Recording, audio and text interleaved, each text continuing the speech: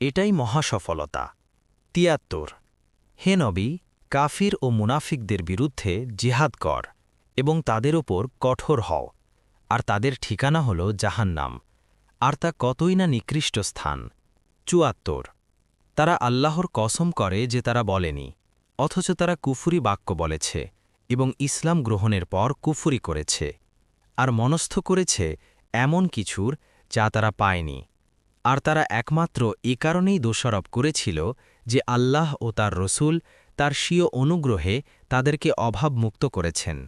এরপর যদি তারা তাওবা করে তবে তা হবে তাদের জন্য উত্তম, আর যদি তারা বিমুখ হয় আল্লাহ তাদেরকে দুনিয়া ও আখেরাতে বেদনাদায়ক আযাব দেবেন, আর তাদের জন্য জমিনে নেই কোনো অভিভাবক ও সাহায্যকারী।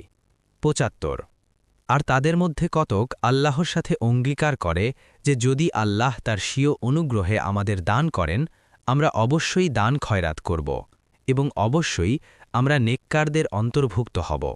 ৭৬ অতপর যখন তিনি তাদেরকে তার অনুগ্রহ দান করলেন তারা তাতে কার্পণ্য করল এবং বিমুখ হয়ে ফিরে গেল।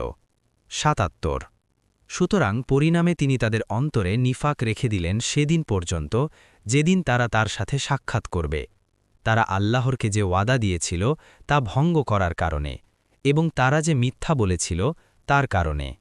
৭৮ তারা কি জানে না, নিশ্চয়ই আল্লাহ তাদের গোপনীয় বিষয় ও গোপন পরামর্শ জানেন, আর নিশ্চয়ই আল্লাহ গায়েবসমূহের ব্যাপারে সম্যক জ্ঞাত।